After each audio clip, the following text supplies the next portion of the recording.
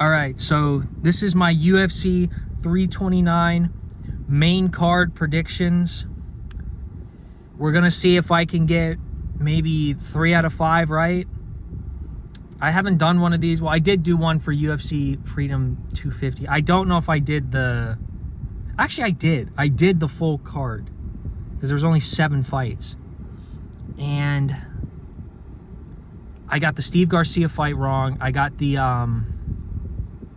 and I got the Bo Nickel fight wrong. But the rest of them, I'm pretty sure I got right. So I went 5 of 7 on that card. And yeah, I even got Cyril Gane and fucking Justin Gaethje right. So I forget what the picked Josh Hokett, Sean O'Malley. What was the other fight? Mauricio Rufy, yeah. Sean O'Malley, Mauricio Rufy, Josh Hokett, Cyril Gane, and Justin Gaethje. Got all those right. I just missed the first 2.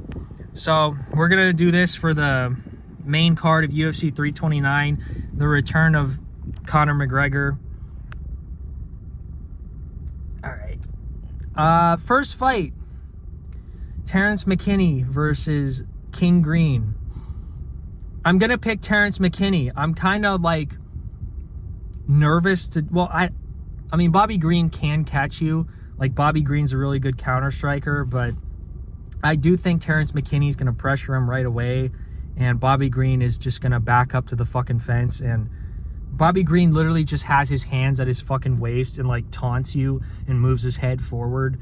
Like, that's what Bobby Green does, and he tries to counter you and catch you coming in. I think Terrence McKinney could easily just hit him with, like, a fucking head kick or something, or, like, a 1-2. Like, Terrence McKinney he fights the same way every single fight. He's either going to knock you out in the first round or he's going to get knocked out. So I just think Terrence McKinney is younger. I think he's more durable. And I think Bobby Green just isn't going to respond to the pressure very well. So I got Terrence McKinney by first round KO. Next fight we got is Brandon Royval versus Loner Kavanagh. I'm picking Brandon Royval. I seriously don't know why everybody's so high on Loner Kavanagh. Like, I get that the guy's good, but he got knocked out by Charles Johnson, and he fucking gassed in the second round. Like, honestly, I think Loner Kavanagh's cardio has improved, but I just think Brandon Royval fights at such a high pace. And I mean, if you watch that fight that he had with Joshua Van, that was a very close fight. Like, Brandon Royval was just jabbing him and fucking, like, he threw like over 300 punches in that fight. Like, Brandon Royval is a tough opponent. I'm looking over here because these people are getting out of their car. But yeah, I think Brandon Royval is going to win that. I don't know why people are so low on Brandon Royval. Like, the fight with Joshua Van was really competitive until Van knocked him down in the third round. And Manel Kape is on fucking steroids, so of course he knocked out Royval in the first round. I am kind of nervous though. Like, I could very easily see Royval getting fucking chinned by Kavanagh, but I don't know. I'm gonna take Royval. I think he's gonna win by decision. The next fight is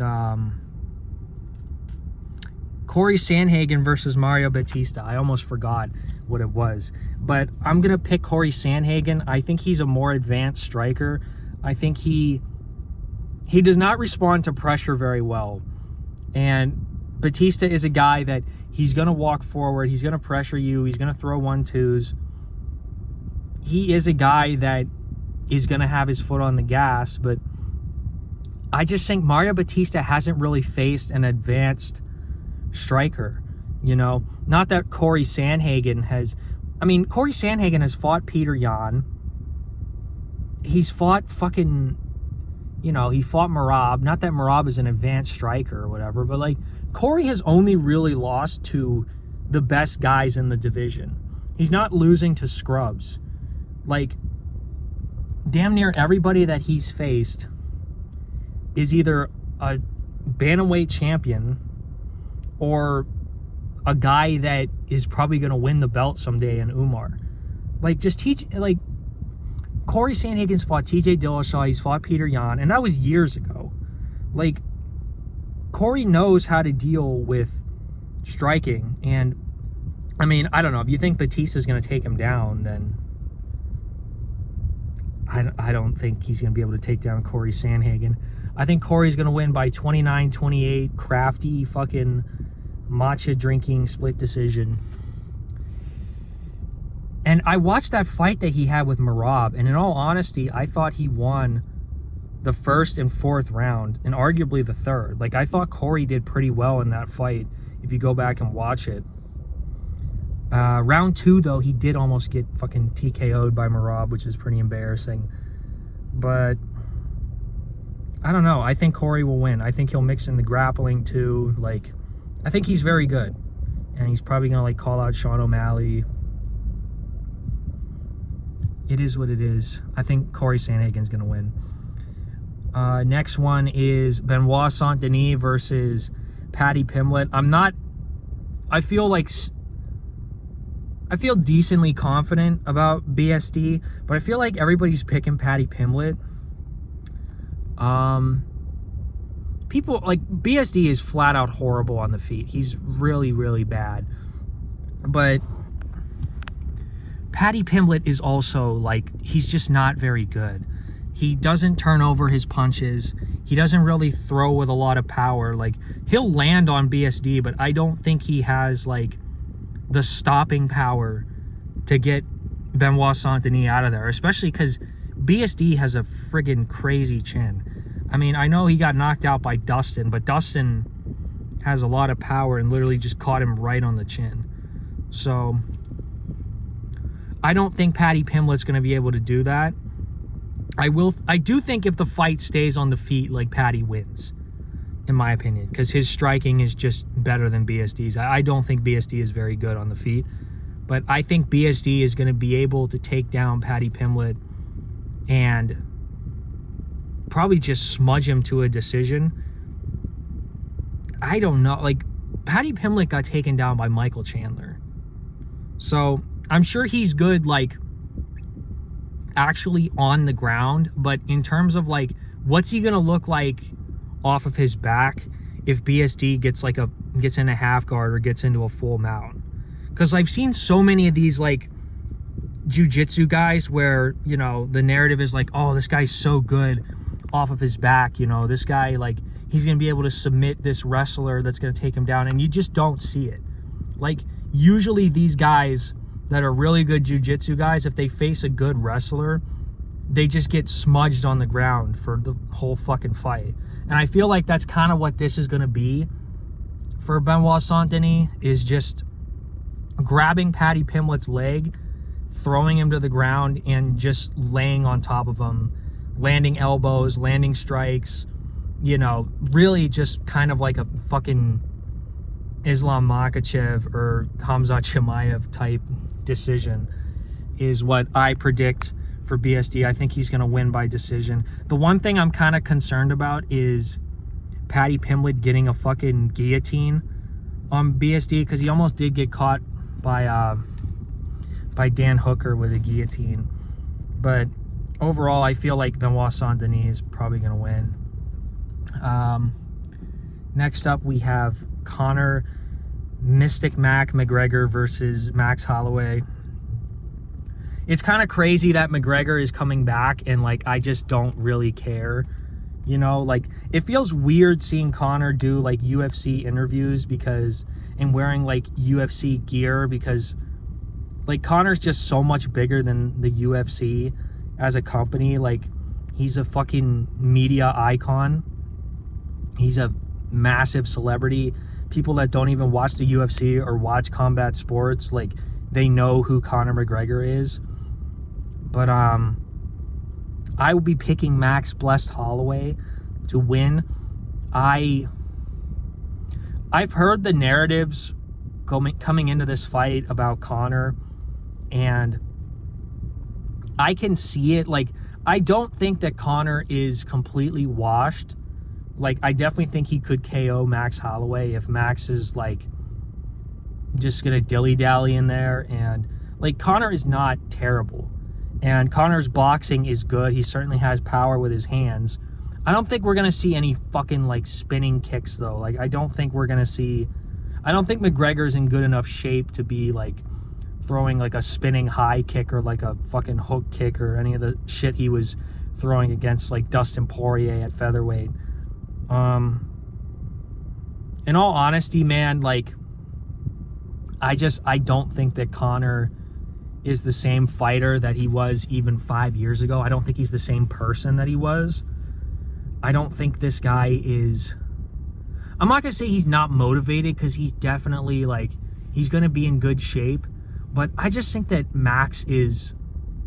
He's so good, and he's fought southpaws before. Like, he's fought Arnold Allen, who was a southpaw. He fought Dustin Poirier, who was a southpaw. Like, what is Conor really going to offer Max that Max hasn't seen? Max has fought the best strikers in the world consistently over the last 5 to 10 years and won the majority of the time. Like, he has a win over Justin Gaethje, who's the current lightweight champion. And I think this fight is going to go pretty similarly to the Justin Gaethje fight, where Max is just going to stay on the outside. Whenever Conor gets close, Max is just going to, he's going to back off. He's going to exit. And Max has really good footwork. He's very hard to track down. People are saying, oh, well, Conor could knock him out in, like, the first or second round. If Conor literally goes across, like, if Conor does to Max Holloway what, like, Alex Pereira did to Magomed Ankalaev in that second fight, I'm actually going to be shitting bricks. But I don't know, man. Like, what are the odds of that? What are the odds of that happening? I think, in all honesty, it would be a cool story if Conor were to knock him out. But I don't think that's going to happen. And also, like, I don't want to root for McGregor just because of all the shit that he's done over the last few years. Like, not even talking about the fucking Nikita Hand situation. It's just like, this guy just can't leave the house without fucking assaulting someone or getting accused of sexual assault or, like, just breaking the law in some way, like fucking cheating on his wife constantly, which is, like, the least of the like bad things that he does. Like, he's assaulting women on his fucking yacht. He's a part of, like, an Irish criminal cartel that probably murders people. Like, he's not somebody that you should be rooting for. He's not a good guy. Like, I don't buy the whole fucking I'm a Christian now gimmick. Like, it amazes me that people fall for this shit. It amazes me how dumb some people are. Like, I can't tell what's rage bait and what is, like, people actually expressing their retarded opinions, but, like, if you're rooting for McGregor, I'm sorry, like, you're fucking lame. All right, you're kind of lame at this point. Especially, like, he's fighting Max Holloway. Like, why are you rooting against Max Holloway? If you dislike Max, like, why? Why are you rooting against Max? That's just me talking about the fans. It's not relevant to the fucking predictions. But if you want to say I'm biased, like, yeah, I don't really like Conor. I think Conor has certain traits that are admirable, like his confidence and his self-belief. But I don't really like the guy, if I'm being honest. But I do just think that Max is at a different level. He's competed against the best guys in the world for 5 years. And Conor's been drinking and doing coke. Like, it kind of... Somebody was blaring their fucking horn. It kind of amazes me that McGregor is, like, plus 200. Or Max isn't a bigger favorite. Like, Conor was literally a drug addict for the past few years. The interview that he did with Jake Gyllenhaal where he was fucking, like, twitching, I think that was less than 2 years ago. Or maybe it was a year ago. I think this guy had a really bad cocaine addiction. He's an alcoholic. He's a sex addict. I don't think he's really been conditioning himself well. I mean, he obviously still works out, but It's very different from being in fight camp. And this fucking fight is 5 rounds. I swear they were talking in the lead up to this fight, making it 3 rounds. For a main event of a pay-per-view. I mean, the only argument that you could have is, oh, it's going to be at 170 and Max isn't going to have any power at 170. Which even then, I think that volume and accuracy is going to beat somebody that has a lot of power. Like, Conor was getting rocked on the feet by Dustin in their fucking third fight. Like, in their last fight, people were saying, oh, well, Conor won that first round. No, he didn't. Okay? I'm talking about UFC 264 where he broke his fucking leg. All right? He was getting rocked on the feet.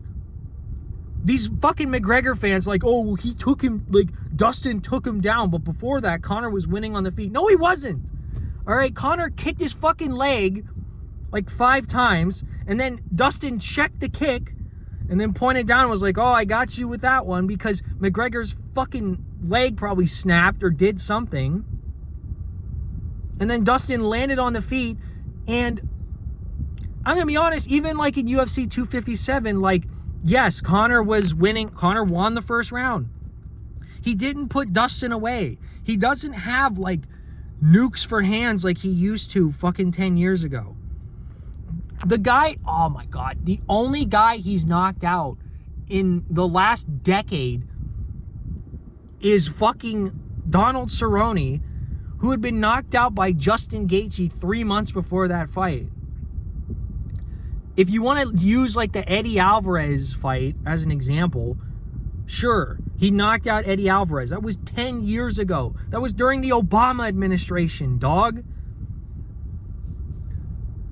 Conor hasn't fought for the belt in almost 10 years.